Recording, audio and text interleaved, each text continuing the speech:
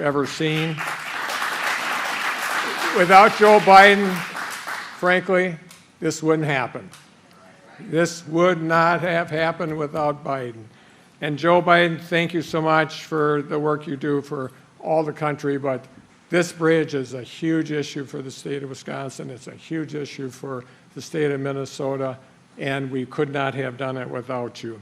You know, I had my State of the State speech the other night, and I had a chance to talk about all sorts of stuff, but growing our workforce is critically important in our state, and I think it's critically important any place in the country.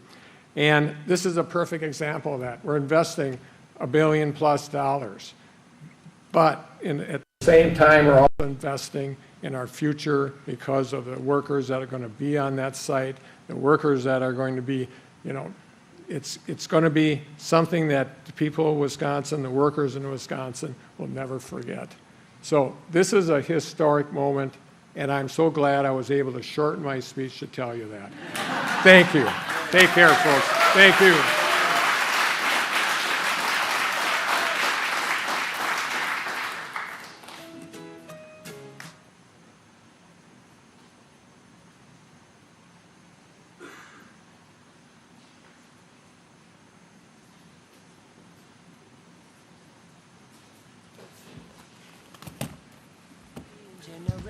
Sharing what you can, nothing more, nothing less. May you know the meaning of the word happiness.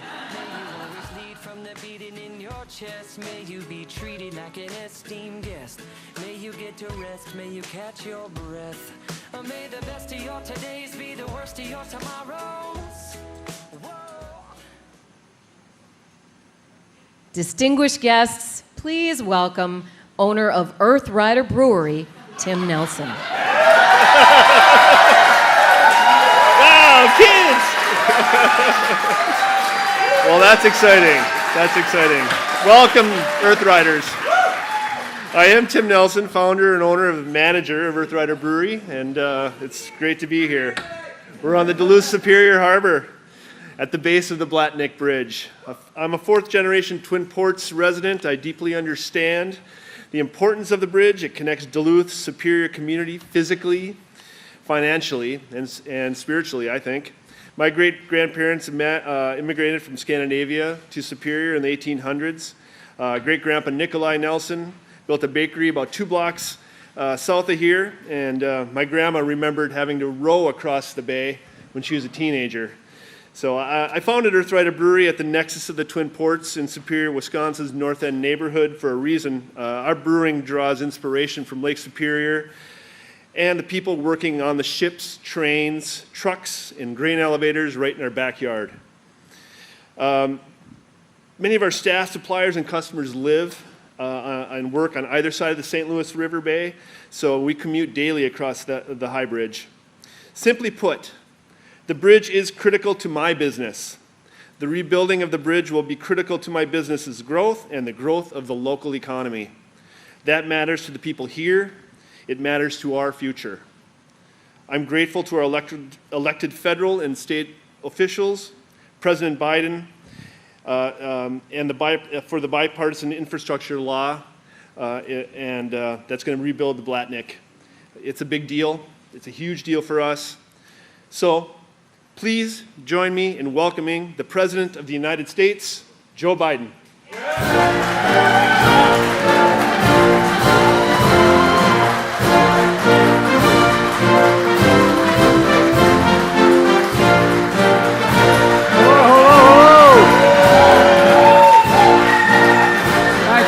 Thank you. You have a seat, take it. Hello, Wisconsin. From across the bay, hello, Minnesota. Tim, thank you for the introduction. I got to meet his twins and his wife, and no wonder he's here. I tell you what, they're going to keep him here. Look, I'm honored to be with the 2 best governors in America, in the United States of America today. Governor of Wisconsin, Tony Evers. Tony, stand up. And also the governor of Minnesota, Tim Walz. And thanks to the outstanding senators, Tammy Baldwin of Wisconsin. Tammy, go on. and Amy Klobuchar and Tina Smith from the state of Minnesota. If I have all three of them on my side, I don't worry about anything. And two great mayors, Mayor Payne of Superior, Wisconsin, and Mayor Reinert of Duluth, Minnesota. Stand up, guys.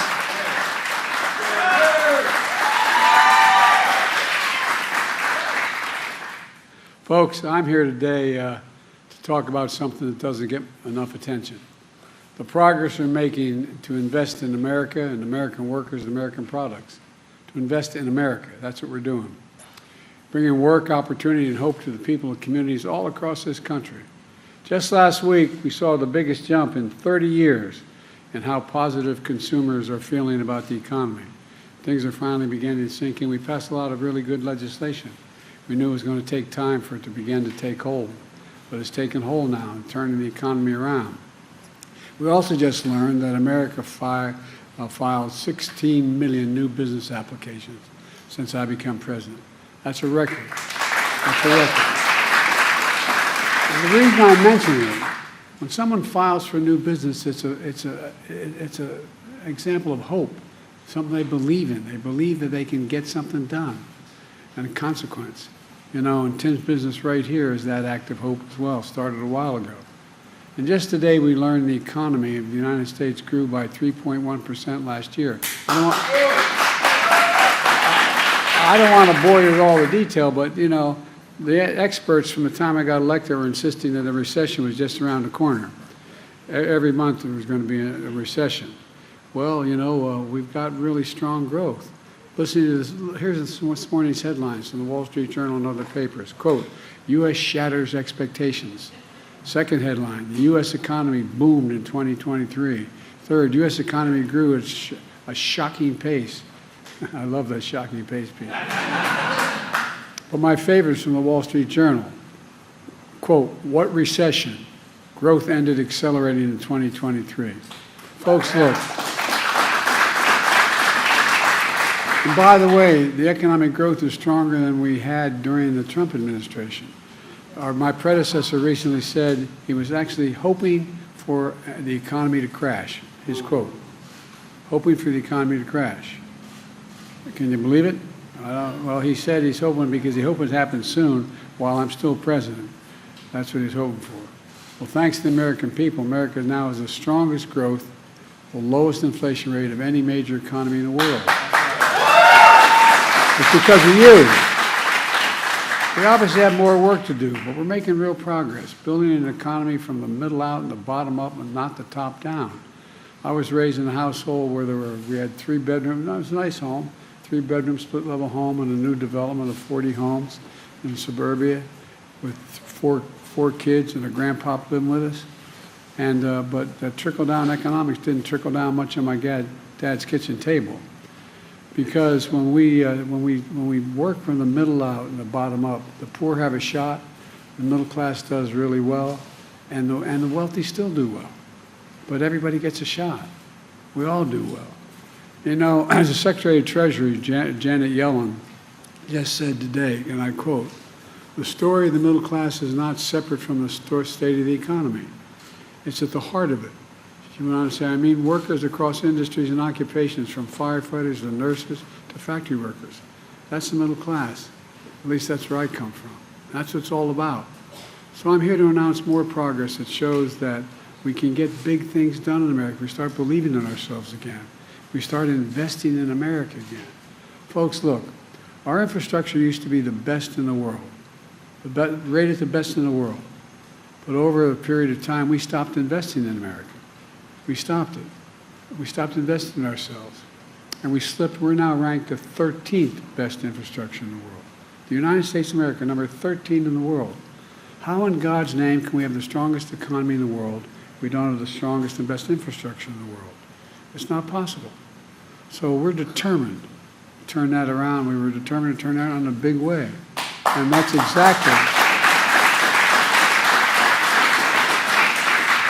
actually what we're doing. 2 years ago, I came to Wisconsin, almost this very spot, to talk about the historic bipartisan infrastructure law that I signed with the support of your elected officials. the most sweeping investment to rebuild America in American history. We've already invested $6.1 billion in Wisconsin so far, 5.7 billion in Minnesota. 2 years later, I came back to the Black Duke Bridge. I was here 2 years ago. The last time I was here, the bridge needed a lot of work. Tammy didn't let me forget that either. You know, that bridge opened in 1961, and it connects Minnesota, Wisconsin, you know better than anyone in the world, and over the Lewis Bay. It's a vital link of our nation's economy. Every year, 950,000 trucks use the bridge to carry 3.4 billion tons of goods all the way across America and into Canada. Folks, every day, 33,000 vehicles cross that bridge. The flow of people is so critical to small businesses that rely on it to get customers, employers, goods to their businesses. It's critical. And local businesses like this brewery at the base of the bridge, think what Tim just told us. Tim's family's been here for 4 generations. His great-grandparents moved here from Scandinavia to build a bakery just 4 blocks from here. And as Tim just said, the bridge is critical to his business, his workers, his customers, to the entire local economy. And it's like that in other parts of the country as well. This bridge is also critical to the largest port on the Great Lakes, serving critical industries like forestry, agriculture, clean energy, supporting so many communities. I mean, it really is consequential. But you also know this bridge is in badly corroded condition. It's unsafe for trucks to carry oversized, overweight loads, causing drivers lengthy detours, increasing costs and delays. It's outdated in design. Tight curves have led to higher than average car accident rates, traffic congestion. For decades, people talked about replacing this bridge, but it never got done until today. Until today. I mean it. Because I'm proud to announce $1 billion from the bipartisan infrastructure law will be used to build this new bridge. A new bridge that will increase capacity for large trucks and oversized loads. A new bridge with a modern design, wider shoulders, smoother on and off ramp. A new bridge with a shared path for pedestrians and cyclists. And I want to credit your governors, and I mean it sincerely, and your state legislators for coming up with the matching money to invest in this bridge. Otherwise, it wouldn't have gotten done with your own funding. This investment is going to make a huge difference. Less traffic, fewer car accidents, faster commutes to your jobs and schools, quicker response times from fire trucks and first responders when every minute counts. Goods are going to get shipped quicker, and commerce will flow more freely instead of having to detour for up to 10 miles. Here's what else it means. It means that 10,000 new construction jobs, union jobs, are going to be created. We're investing in America, in jobs for American workers, built with American products. And that's going to, with the help of your congressional delegation, especially Senator Tammy Baldwin, we're making sure that that iron, that steel, that construction material to build this bridge is made in America.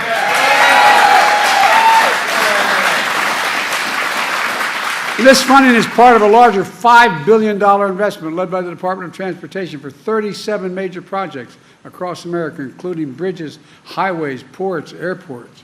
To date, 40,000 infrastructure projects have been announced all across America.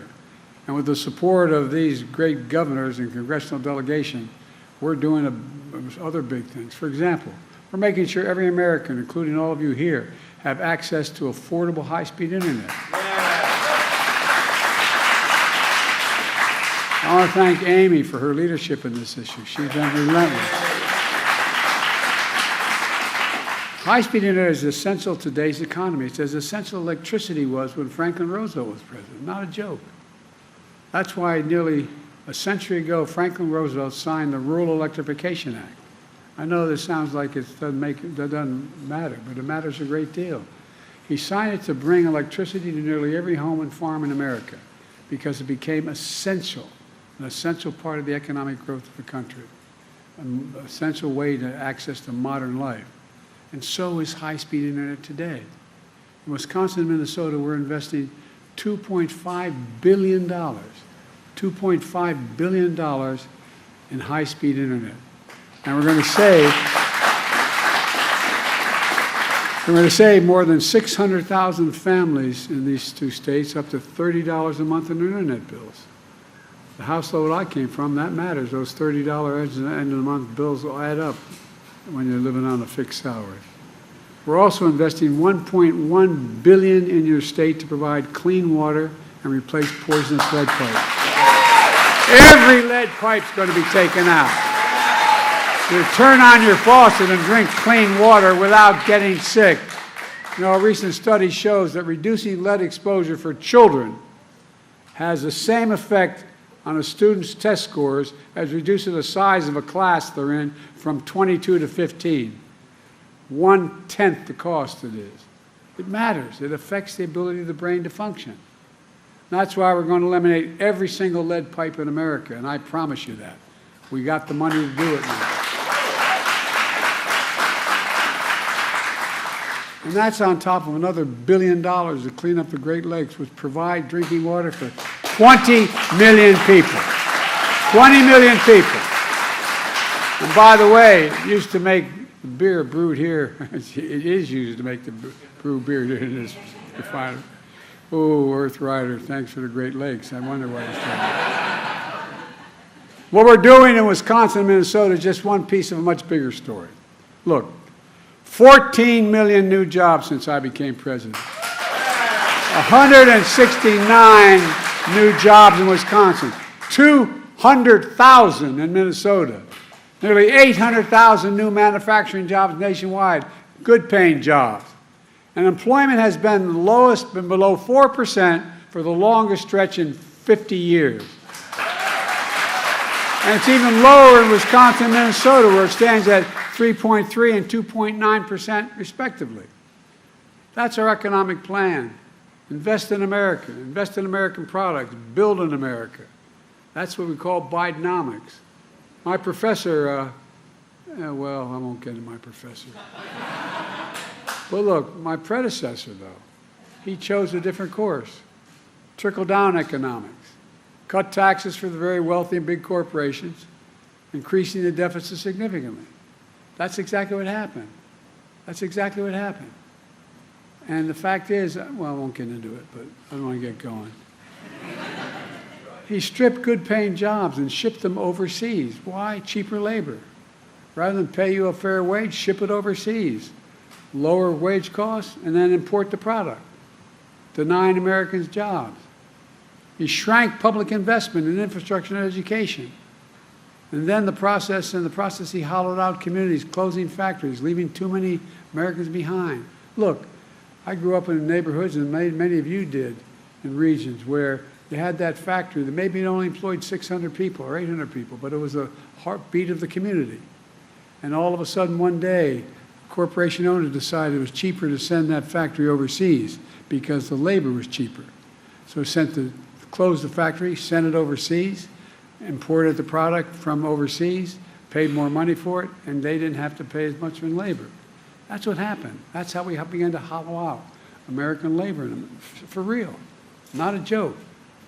You know, anyway, he talked about infrastructure every week for 4 years. He's going to increase the infrastructure week. Well, we have infrastructure year. He didn't get, on my watch, instead of infrastructure week, America's having an infrastructure decade. Yeah.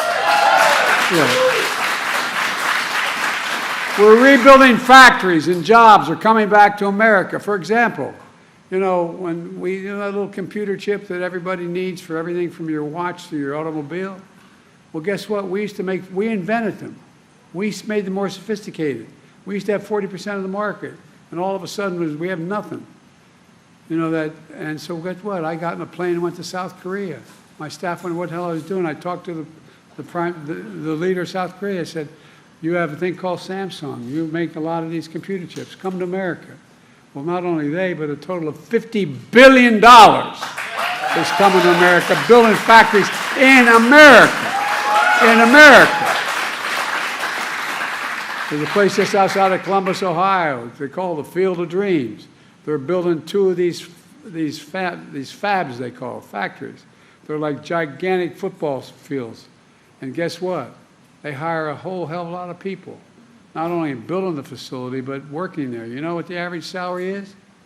$110,000 a year, and you don't need a college degree to have the job. The Midwest is coming back. And these senators right in front of you here, they delivered it. Amy delivered it. Tammy delivered it. Tina delivered it. I mean it sincerely. And you, the American people, supported it. Now, I worked with some Republicans to get the bipartisan law done. And it got done. But I'm sorry to say the vast majority voted against it. But you know what? That's okay. Because we're building projects everywhere, no matter whether they voted for it or not. I promise to be a president for all Americans, whether you voted for me or didn't vote for me. Folks, we have more work to do. For example, does anyone think that the tax code in America is fair? Raise your hand if you think the tax code is fair. In 2020, 55 of the Fortune 500 company corporations paid zero in taxes. Zero in taxes. You may have heard me harp on this for a while. Federal taxes on $40 billion in profit. They paid 0 cents. But not anymore. What I was able to do is provide for funding all these programs by signing getting past a tax of just 15%. You pay more than that. Just getting up to 15%.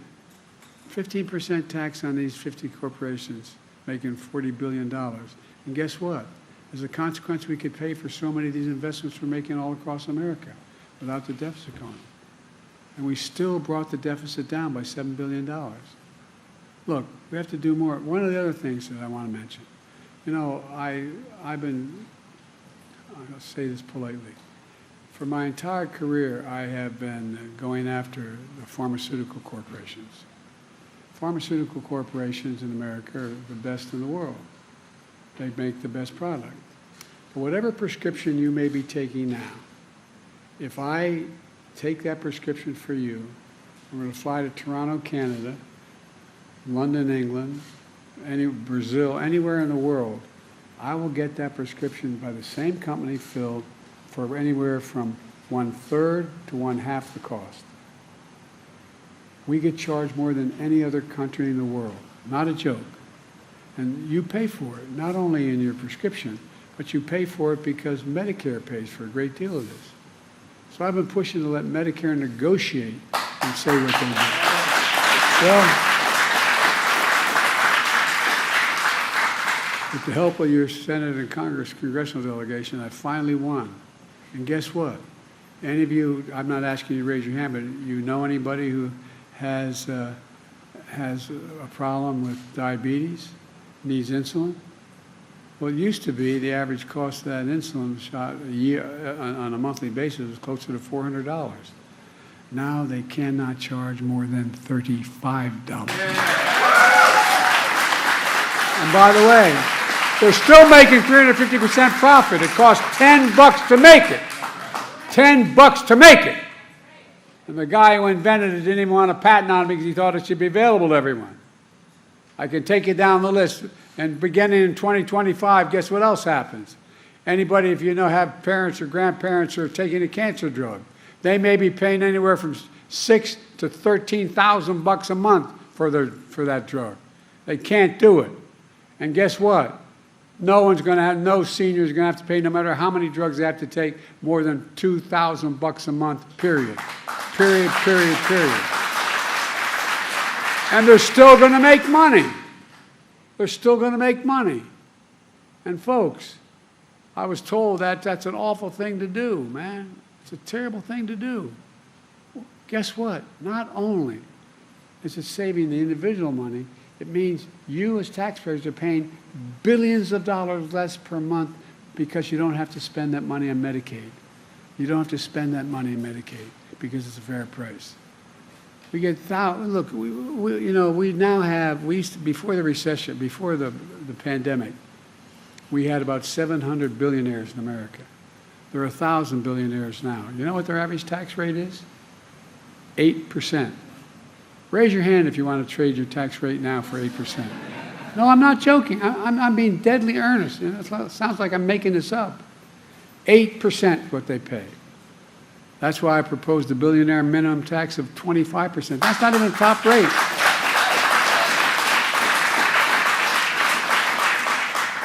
If billionaires and big corporations paid even close to their fair share, we could strengthen Social Security and Medicare, bring down the cost of child care, elder care, working class and middle class people would all be better off, and it wouldn't cost a penny because they make $40 billion would be coming into it. And it's not, I mean, it's just basic fairness. You know, it's the right thing to do, and we can get this done. And I'll be damned, in the last year of this administration, I'm going to get it done. Yeah. Let me close with this. I'm going on too long, I apologize. I get a little tied up here. This bridge is important, but the story we're writing is much bigger than that. When you see the shovels in the ground and cranes in the sky and people hard at work in these projects, I hope you feel a renewed sense of pride. Pride in your community. Pride in what we can do. Pride in America. Pride knowing we can get big things done still together in America. We're the only country in the world that's come out of every crisis we've gotten into stronger than we went in. Not a joke. The only country in the world. For God's sake, this is the United States of America. United States of America. And the real heroes in this whole story, the American people are starting to speak up.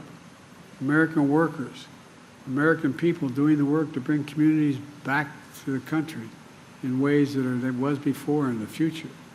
That's what America does. That's why I've been never more optimistic about the future. We just remember who in God's name are. We're the United States of America, and there's nothing beyond our capacity when we do it together. Let's start working together for God's sake. God bless you all. May God protect our country.